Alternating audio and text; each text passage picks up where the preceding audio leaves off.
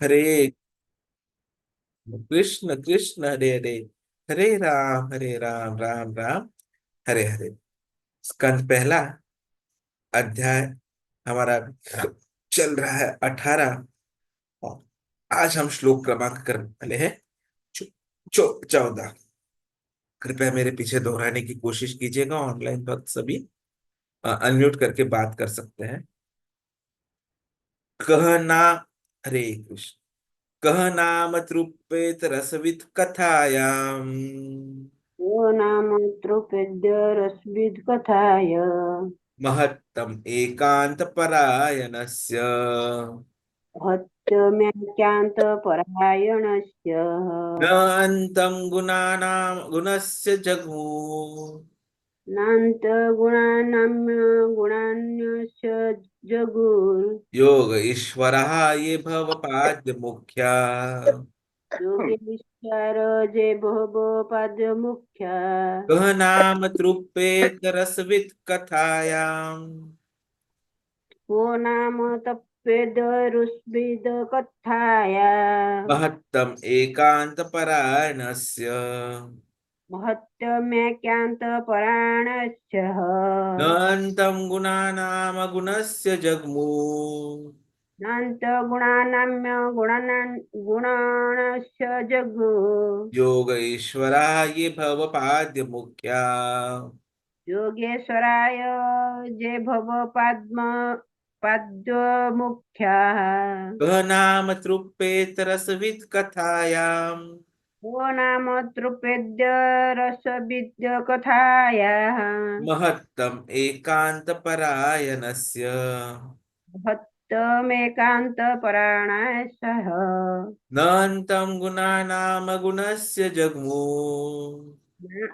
नन्त गुणानाम्य गुण अगुणस्य जग्मु गुणस्य गुरु योगः ईश्वरः ये भवपाद्य मुख्या।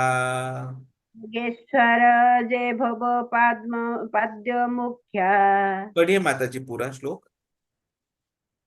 ना कोण को नाम तप्पेद्य रसविद कथाय महत्तमेकान्त परायणाय नान्त गुणानाम्य गुणस्य गुरु जद्गुर योगेश्वराय जय भव्य पाद्य मुख्य सच्चिदानंद प्रभु जी, फिर सिद्धि माता जी। प्रभु 1 मिनट प्रभु। हाँ अनमुट है।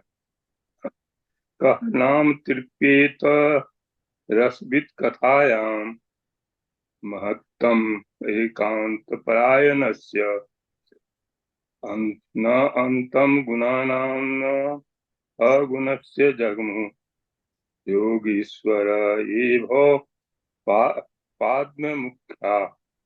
सिद्धि माता जी।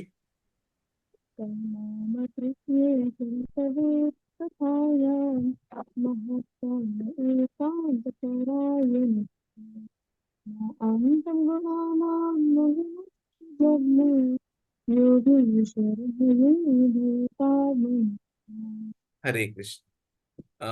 मयूरेश जी पढ़ना चाहेंगे?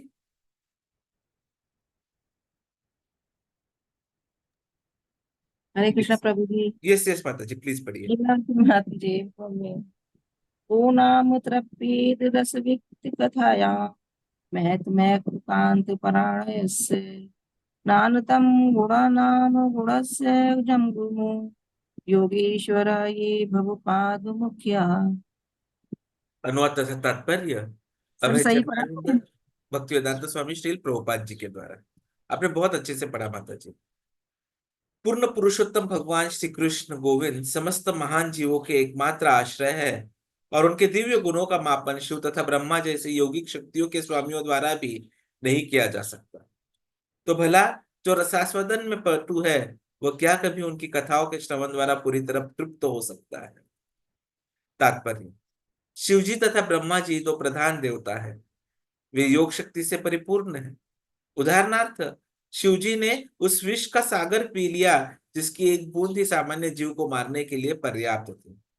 इसी प्रकार ब्रह्मा जी ने शिव जी समेत अनेक देवताओं की सृष्टि की। अतएव ये दोनों ईश्वर तथा ब्रह्मांड के स्वामी हैं, किंतु वे परम शक्तिमान नहीं है। परम शक्तिमान तो गोविंद अथवा श्री कृष्ण है। वे दिव्य है और उनके दिव्य गुणों का मापन शिव तथा ब्रह्मा जैसे शक्तिशाली ईश्वरों द्वारा भी नहीं किया जा सकता। अतएव भगवान कृष्ण बड़े से बड़े जीव के एकमात्र आश्रय है। ब्रह्मा की गिनती जीवों में की जाती है, किंतु वे हम सबों से महानतम है। तो फिर महानतम जीव भगवान कृष्ण की दिव्य कथाओं के प्रति इतना आसक्त क्यों है? इसलिए कि वे समस्त आनंद के सागर है। हर व्यक्ति हर वस्तु का कुछ न कुछ आस्वाद लेना चाहता है, किंतु जो व्यक्ति भगवान की दिव्य प्रेमा भक्ति में लगा रहता है वह उसी में असीम आनंद प्राप्त करता है। भगवान असीम है और उनके गुण, नाम, लीलाएं, पार्षद, विविधता आदि अनंत है, और जो इनका आस्वाद करते हैं वे असीम रूप से ऐसा करते हुए भी तृप्ति का अनुभव नहीं करते। इस तथ्य की पुष्टि पद्म पुराण से होती है। रमन्ते योगिनानन्ते सत्यानंद चितात्मनि इति राम पदेनासौ ब्रह्म परम ब्रह्म अभिधीयते। योगीजन परम सत्य से असीम दिव्य आनंद प्राप्त करते हैं, इसीलिए परम सत्य भगवान राम भी कहलाते हैं। ऐसी दिव्य वार्ताओं का कोई अंत नहीं है। संसारी मामलों में तृप्ति का नियम होता है, लेकिन अध्यात्म में ऐसी तृप्ति नहीं है। सुत गोस्वामी नैमिषारण्य के ऋषियों के समक्ष भगवान कृष्ण की कथा को चालू रखना चाह रहे थे और ऋषियों ने भी उनसे लगातार सुनते रहने की अपनी इच्छा व्यक्त की। चूंकि भगवान दिव्य है और उनके दिव्य गुण है, अतएव ऐसी वार्ताएं शुद्ध श्रोताओं के ग्राही भाव को बढ़ाती है। ओम अज्ञानतिमिरान्धस्य ज्ञानाञ्जनशलाकया चक्षुरुन्मिलितं येन तस्मै श्रीगुरवे नमः। श्रीचैतन्यमनोभीष्टं स्थापितं येन भूतले स्वयं रूप कदा मह्यं ददाति स्वपदान्तिकं। वन्देऽहं श्रीगुरोः श्रीयुतापदकमलं श्रीगुरून् वैष्णवांश्च श्रीरूपं साग्रजातं सहगण रघुनाथान्वितं तं सजीवं साद्वैतं सावधूतं परिजन सहितं कृष्ण चैतन्य देवं श्रीराधा कृष्ण पदान् सगण ललिता श्री विशाखान्वितांच नम ओं विष्णुपदाय कृष्ण पृष्ठाय भूतले श्रीमते भक्ति वेदांत आमिने गौरव वाञ्छाकल्पतरुभ्यश्च कृपा सिन्धुभ्येव च पतितानां पावनेभ्यो वैष्णवेभ्यो नमो नमः। जय श्री कृष्ण चैतन्य प्रभु नित्यानंद श्रीवासादि गौर भक्तवृंद। हरे कृष्ण कृष्ण कृष्ण हरे हरे, हरे राम राम राम हरे हरे, हरे कृष्ण कृष्ण कृष्ण हरे हरे, हरे राम राम राम हरे हरे, हरे कृष्ण कृष्ण कृष्ण हरे हरे, हरे राम राम राम हरे हरे, हरे कृष्ण कृष्ण कृष्ण हरे हरे, हरे राम राम राम हरे हरे। हरे कृष्ण। यहाँ आता है कि हमारे जो गोविंद है, कृष्ण है, जिनके बड़े भैया का कल हमने जन्मदिन महोत्सव मनाया, वे सभी लोगों के लिए एक्सक्लूसिव शेल्टर है। प्रभुपाद जी इंग्लिश में ट्रांसलेट करते हुए वर्ड यूज करते हैं कि वे एक्सक्लूसिव शेल्टर है। एक्सक्लूसिव शेल्टर मतलब कैसे कि आश्रय, और वे भी केवल और केवल भक्तों के आश्रय। तो एकमात्र आश्रय हिंदी में ट्रांसलेट हुआ, पर एक्सक्लूसिव शेल्टर बोलते हैं प्रभुपाद जी उसे। और उनके जो आध्यात्मिक गुण है, दिव्य गुण है, ट्रांसेंडेंटल गुण है, उन्हें कोई समझ भी नहीं सकता, ना ही कोई उनका मापन कर सकता। तो जिसने, यदि किसी ने मधु का आस्वादन कर लिया हो, तो क्या वह केवल और केवल उनकी कथाओं के अलावा कोई और चीज सुनना चाहेगा? तो इसलिए कृष्ण, कृष्ण, देखिए उनके नाम में ही क्या आता है, सर्वः आकर्षयति इति कृष्ण। लेकिन इस श्लोक में भले ही ये बोला जा रहा है कि तीन चीजें आ रही है, देखिए पहले तो कैसे उनका आश्रय लिया जाए, एक्सक्लूसिव आश्रय यदि हम लेते हैं तो कैसे उनका एकमात्र आश्रय लिया जाना चाहिए भक्तों के द्वारा। दूसरा, उनके दिव्य गुण, उनके दिव्य गुण ऐसे हैं कि उन्हें कोई समझ नहीं सकता, माप नहीं सकता। और तीसरा, कि उनकी कथाओं के बारे में सुनने में जो रसास्वादन होता है, वह ऐसा होता है कि कभी हम तृप्त नहीं हो पाते। तो प्रैक्टिकली स्पीकिंग ये श्लोक हमें तीन चीजें करने के बारे में बता रहा है कि एक, कि वह भगवान का आश्रय लो। दूसरा, उनके दिव्य गुणों के बारे में समझने की कोशिश करो। और तीसरा, हमेशा उनकी कथाओं में निरंतर रसास्वादन करते रहो। तो जहां आश्रय की बात आती है, तो कृष्ण ही एकमात्र, क्या बोलते हैं उसे, सर्व कारण कारणम। तो सब चीजों के कारण कृष्ण है, और इसीलिए उन्हीं का आश्रय जो है वह ग्रहण करना चाहिए। जैसे कई बार हम जब सुनते हैं, जब हम भक्ति में नहीं आते होते हैं और सुनते हैं कि भगवान है, तो फिर हमें समझ में आता है कि ओके, भगवान मतलब कोई ऐसा जो सबका नियंत्रक, दैट इज गॉड।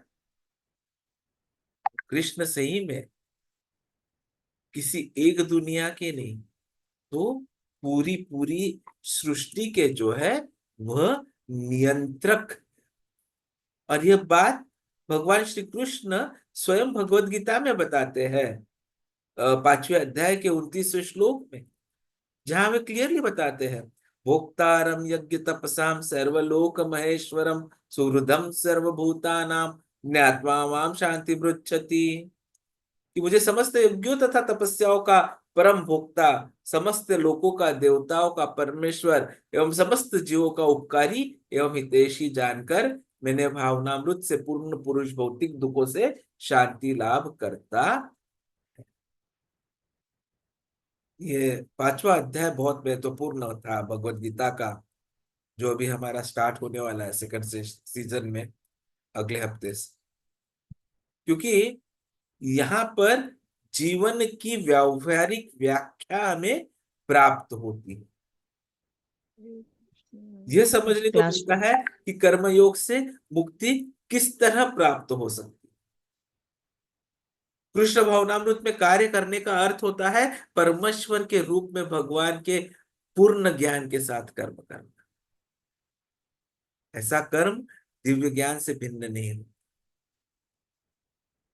एक्चुअली जब हम कृष्ण कॉन्शियसनेस की बात करते हैं तो दैट इज भक्ति योग, और ज्ञान योग वह पथ है जिससे हम भक्ति योग प्राप्त कर सकते हैं।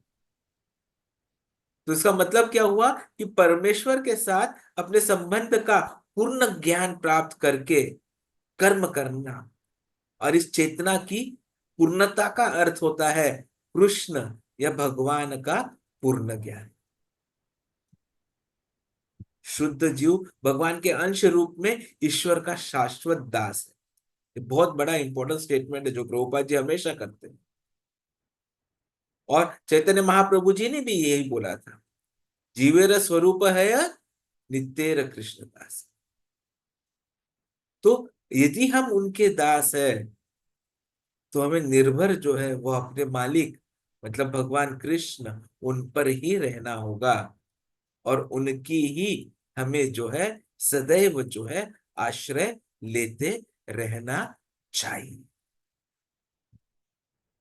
यदि हम गीता की यदि बात करते हैं तो हम देखेंगे कि भगवान कृष्ण इसके बारे में हमें कई बार बताते रहते हैं।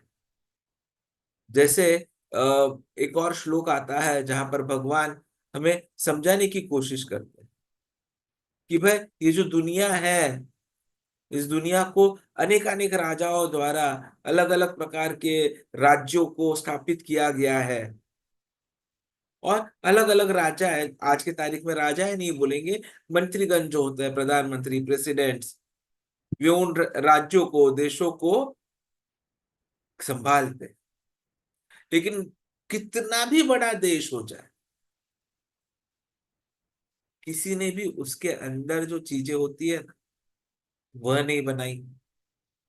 लेकिन हमारे कृष्ण कैसे हैं कि वे सबके स्रोत, जो कुछ भी हो, किसी भी देश में हो, वह सब कुछ जो है वह कृष्ण से ही आता है।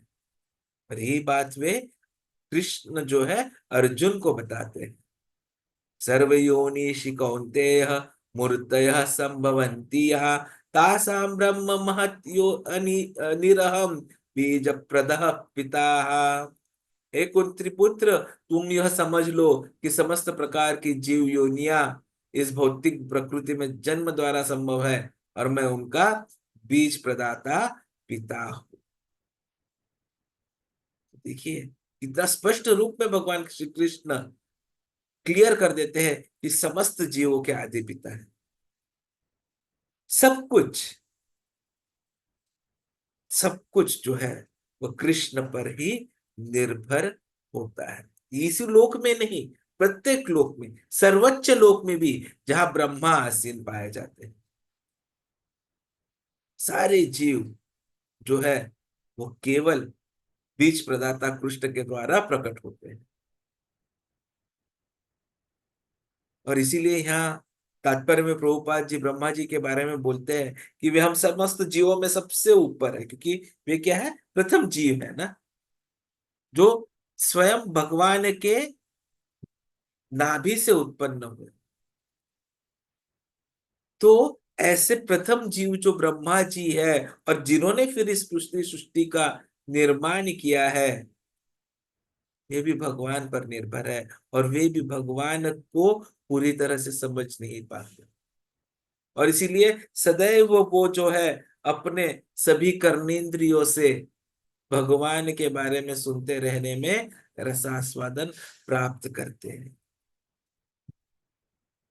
कृष्ण ऐसा नहीं है कि सिर्फ सबको नियंत्रण में रखते हैं, लेकिन उनकी उनकी जो ऊर्जा होती है ना, वो हर जगह पर होती है और वही पूरी तरह से सबका आश्रय होता है।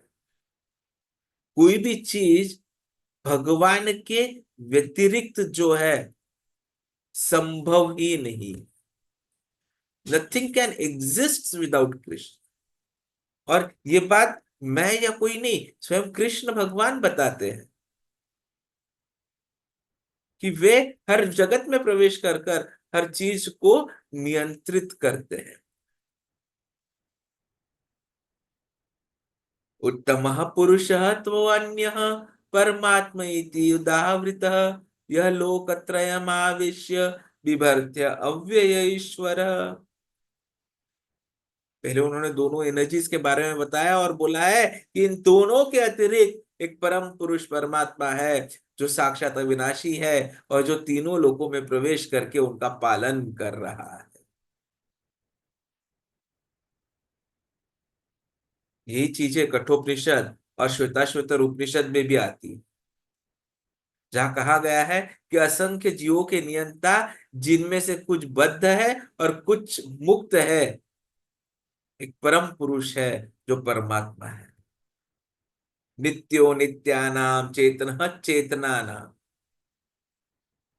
तो सारांश ये होता है कि बद्ध तथा मुक्त दोनों प्रकार के जीवों में एक परम पुरुष भगवान है जो उन सबका पालन करता है, उन्हें कर्मों के अनुसार भोग की सुविधा प्रदान करता है। भगवान जो है परमात्मा रूप में सबके हृदय में स्थित है। और जो बुद्धिमान व्यक्ति समझ सकता है वही पूर्ण शांति का लाभ प्राप्त कर सकता है। ये समझना बहुत जरूरी है, लेकिन अनफॉर्चुनेटली या फॉर्चुनेटली बोलिए, भगवान की कृपा के बगैर हम कुछ समझ नहीं सकते। और भगवान की कृपा किस पर होती है? जिस पर गुरु की कृपा।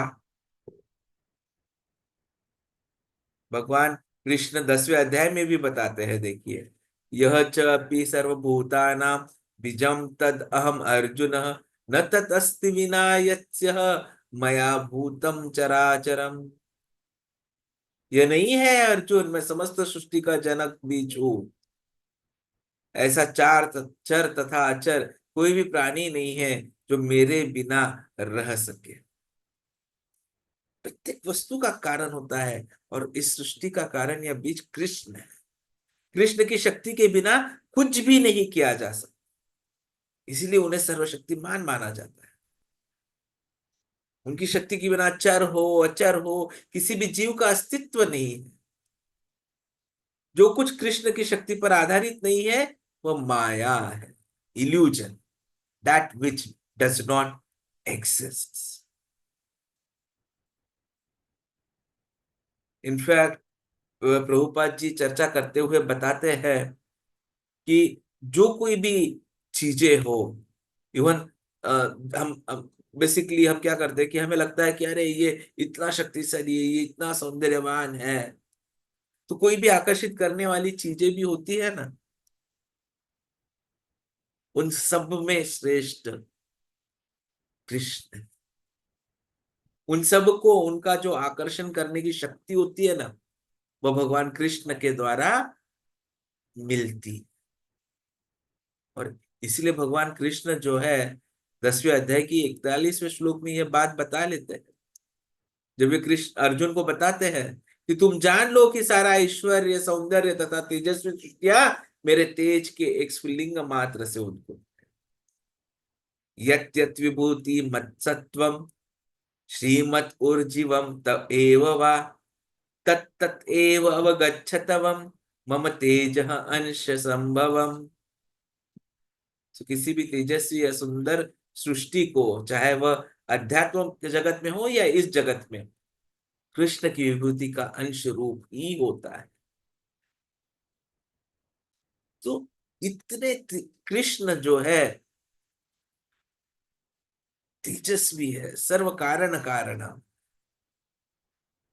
तो केवल नियंत्रक मात्र कृष्ण नहीं है, तो सबके सब कुछ जो है वे कृष्ण ही। और केवल वही है जो हमारे हृदय की जो है इच्छा है, आकांक्षा है, उनको सही तरह से पूर्णता दे सकते हैं, पूर्ण कर सकते हैं। और इसीलिए जो भगवान को समझ ले, एवं विभूतिम योगम च मम यो वेत्ति तत्वतः स विकल्पेन योगेन युज्यते न अत्र संशयः। जो मेरे इस ऐश्वर्य तथा योग से पूर्णतया आश्वस्त है, वो मेरी अनन्य भक्ति में तत्पर होता है, इसमें तनिक भी संदेह नहीं। तो जो इसको समझ ले वो भक्ति में डेफिनेटली आता। तो इस आज के श्लोक में यही आता है कि जो भगवान को इस तरह समझ ले वो उनका आश्रय लेता है। और आश्रय लेने के पीछे दूसरा कारण यह भी है कि भगवान स्वयं यह आदेश देते हैं, सर्वधर्मान परित्यज्य माम एकम शरणम व्रज। भगवान बोल रहे हैं कि सब कुछ छोड़ो, केवल और केवल मेरी शरणागति लो, मतलब मेरा आश्रय लो। और इसीलिए जो भक्त होते हैं उनके आश्रय केवल और केवल कृष्ण है, और कोई नहीं हो सकता। और जहां तक भगवान के गुणों की बात करें, तो भगवान के गुणों को समझना इतना आसान नहीं। भागवतम में एक श्लोक आता है, हम आगे जाकर वो पढ़ेंगे भी। तस्य अग्रदंड संविघ्नः सर्वलोक सपालकः अन्यत्र लब्ध शरणः शरणम ययुः अच्युतम। तो उसके उसमें आता है कि सभी जो दुनिया भर के सभी जो ग्रहों के जो भी राजा वगैरह थे, हिरण्यकशिपु की वजह से त्रस्त होकर परेशान, डरे हुए थे, सहमे हुए थे, उन्हें कहीं कोई आश्रय नहीं मिल रहा था, इसलिए वे सबों ने क्या किया? शरणागति ली कृष्ण की। So this is Krishna. Nand Maharaj को भी, जैसे कल कथा अभी कथा चल रही है हमारी कृष्ण कथा, तो उसमें हम देखेंगे कि जब नंद महाराज घर वापिस आ रहे थे तो उन्हें वासुदेव जी ने बताया था कि गोकुल में कुछ तकलीफ हो सकती है, इसलिए उन्होंने सोचा कि हाँ इसमें कुछ ना कुछ सत्य होगा, तो उन्होंने भी आश्रय किसका लिया था? नारायण कृष्ण का। क्योंकि भक्त के लिए यह एकदम स्वाभाविक है कि जहां समस्याएं आ जाए तो वो केवल कृष्ण के बारे में ही सोच सकते हैं, उन्हें कोई और आश्रय नहीं होता है। जैसे कोई बच्चा यदि किसी परेशानी में आ जाए तो वह अपने माँ या पिता का आश्रय लेता है, उसी प्रकार एक भक्त जो होता है वह हमेशा भगवान के आश्रय में ही रहता है। और स्पेशली जब वह कभी किसी समस्या को देख ले तो ज्यादा जल्दी से भगवान को याद करता है। हमने गोपास के बारे में देखा है जो हमेशा कृष्ण को बुलाते थे। अभी दावानल का मतलब कई कथाएं आएंगी कृष्ण की। पूरा व्रज इनफैक्ट किसकी शरण लेता है? केवल कृष्ण की शरण। जब इंद्र को गुस्सा आया और इतना सारा उन्होंने बारिश कर दिया तो उन्होंने आश्रय कृष्ण का ही लिया, और कृष्ण ने क्या किया? तो अपने लेफ्ट हाथ की छोटी उंगली के टिप पर पूरा गोवर्धन पर्वत उठा लिया। और इसीलिए गोपियां भी हमें हमेशा यही बताती है कि हमने कृष्ण का आश्रय लेना चाहिए। जैसे कृष्ण बुक यदि हम पढ़ते हैं उसके 29 चैप्टर में ये आते हैं कि गोपियां बोलती है, your lotus feet are the proper shelter of your servitors. ये भगवान, आपके चरण कमल जो है वे ही आपके सेवकों के सबसे योग्य आश्रय स्थल है।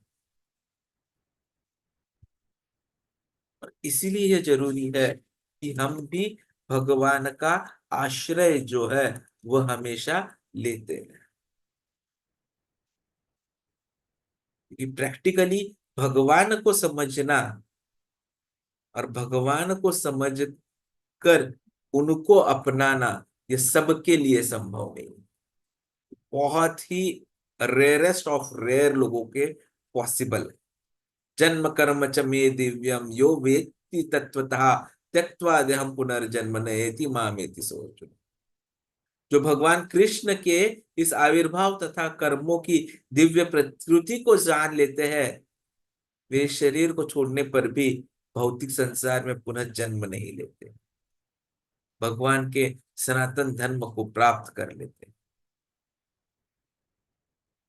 तो भगवान की यह जो दिव्य शक्ति है, दिव्य लीलाएं है, उन्हें समझना जरूरी है। संहिता में बताया गया है कि भगवान के अनेक रूप तथा अवतार है। अद्वैतम अच्युतम अनादिम अनंत रूपम। तो भले ही भगवान के अनेक दिव्य रूप है, फिर भी वे अद्वय भगवान है।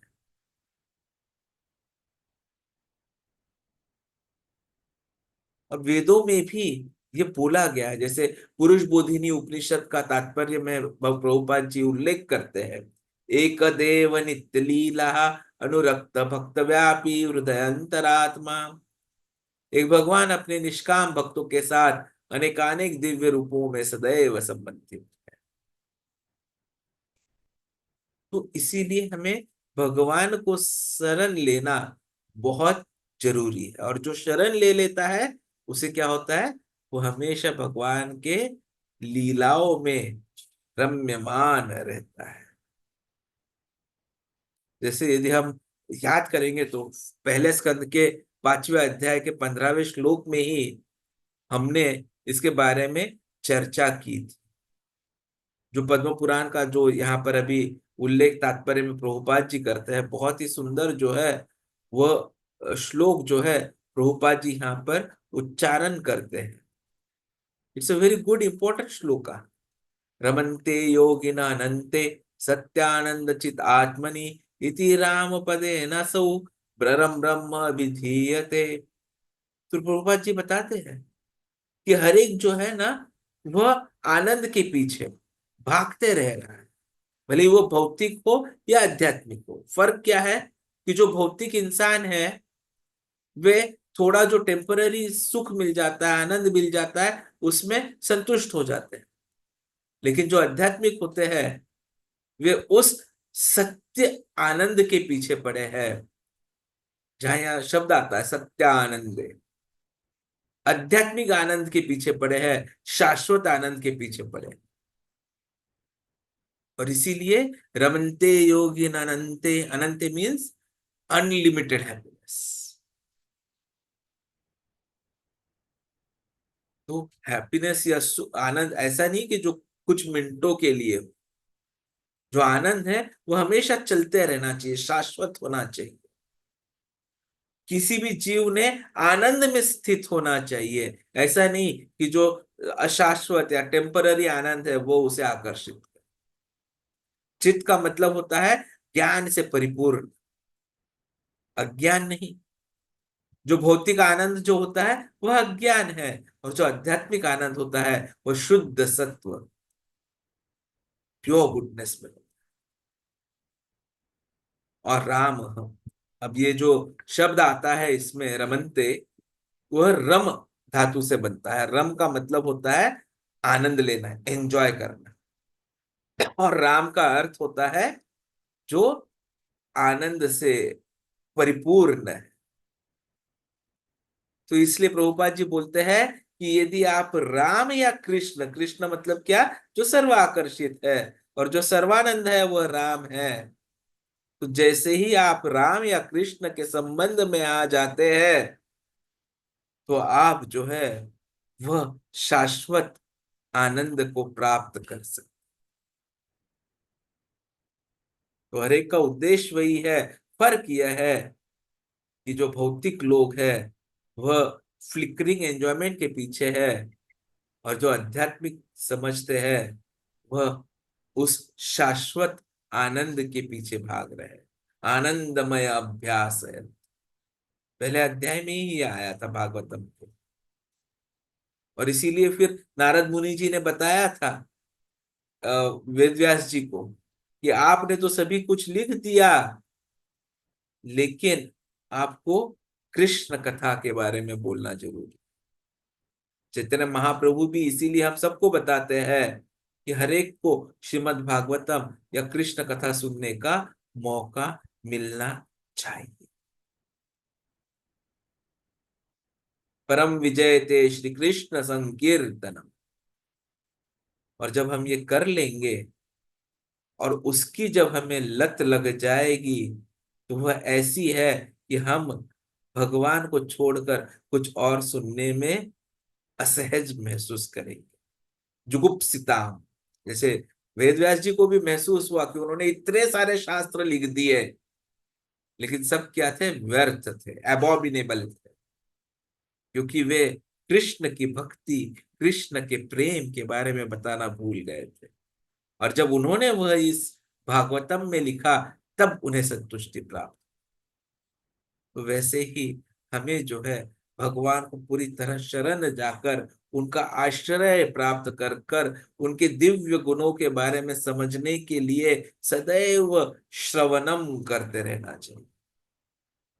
प्रभुपाद जी जब चर्चा करते हैं तो बताते हैं कि दो प्रकार हो सकते हैं, एक आरोह पंथ, मतलब यहां से समझना कि पहले हम लोअर स्टेटस पे होते हैं, फिर हायर स्टेटस, स्पेकुलेशंस करते रहे, असेंडिंग प्रोसेस। और दूसरा होता है अवरोह पंथ, डिडक्टिव प्रोसेस। मतलब क्या कि जो ऊपरी जो अथॉरिटीज है, हायर अथॉरिटीज है, उनसे ज्ञान प्राप्त करना। तो हमारा जो वैदिक नॉलेज है वो हम अथॉरिटीज से लेते हैं, और इसीलिए ये परफेक्ट नॉलेज। अब इसे भी लेने के तीन प्रकार हो सकते हैं, प्रत्यक्ष, ऐतिह्य और शब्द। प्रत्यक्ष मतलब हम स्वयं उसका अनुभव करें, एक्सपेरिमेंटल नॉलेज। ऐतिह्य जिसे अनुमान भी बोला जाता है, जिसमें हम सोचते हैं हाँ ये शायद ऐसा होगा, हाँ नहीं शायद वैसा होगा। जैसे आजकल के हमारे साइंटिस्ट, हाँ शायद ये कोरोना वायरस ऐसे ही जाएगा, और कुछ वैक्सीन बना लेते और फिर पता चलता है कि क्या हो गया। तो वो अनुमान हुआ। और तीसरा है शब्द प्रमाण, श्रुति प्रमाण। शब्द मतलब हमारा ध्वनि, साउंड वाइब्रेशंस, और श्रुति मतलब कानों से उसको ग्रहण करना। तो प्रभुपाद जी बताते हैं कि ये तीनों प्रकार में शब्द प्रमाण जो है वो सबसे ज्यादा परफेक्ट। और नारद मुनि जी ने व्यासदेव जी को वही बोला कि भाई उत्तम श्लोकस्य गुण अनुवादात, कि जय आप बताओ अभी उत्तम श्लोक मतलब कृष्ण, उनके बारे में बोलो। और जब ये होगा ना, तब क्या होगा, उरुक्रमस्य, उत्तम श्लोकस्य उरुक्रमस्य। ये जो कोई भी जीव माया की वजह से बंधन में अड़के हुए हैं, माया के, उन सब बद्ध जीवों की रक्षा हो और उनकी मुक्ति भी हो सकती। और इसीलिए सदैव कृष्ण कथा में रत रहना जरूरी है। कृष्ण की दिव्य वार्ताओं का कोई अंत नहीं है। अध्यात्म में कोई भी स्तर नहीं है जहां पर यह खत्म हो सकता है। और इसीलिए सुत गोस्वामी जी जो है, नैमिषारण्य के ऋषियों के समक्ष भगवान कृष्ण की कथा को चालू रखना चाहते थे, और ऋषि भी उसे लगातार सुनने रहने की अपनी इच्छा व्यक्त। ऐसी जो वार्ताएं होती है, कथाएं होती है, जो शुद्ध श्रोताओं के ग्राही भाव को बढ़ाते रहती है। और इसीलिए हमें भी सुबह 7:25 भागवतम, शाम को 7:25 श्रीमद् भगवत गीता रसमालयम, और अभी इस रविवार तक कृष्ण कथा बिना भूले ज्वाइन हो जाना है। मैसेज आए ना आए, और कृष्ण कथा सुनकर स्वयं की शुद्धि प्राप्त करके भगवत धाम वापस जाने की कोशिश करते रहने चाहिए। हरे कृष्ण। वाञ्छाकल्पतरुभ्यश्च कृपा सिन्धुभ्येव च पतितानां पावनेभ्यो वैष्णवेभ्यो नमो नमः। ग्रंथराज श्रीमद् भागवतम की जय। आप में से किसी के कोई प्रश्न, कोई टीका टिप्पणी? नहीं तो हम कथा को यहीं पर विराम देते हैं। शाम को मिलेंगे कृष्ण कथा में, और आगे कृष्ण कथा जारी रहेगी। हरे कृष्ण।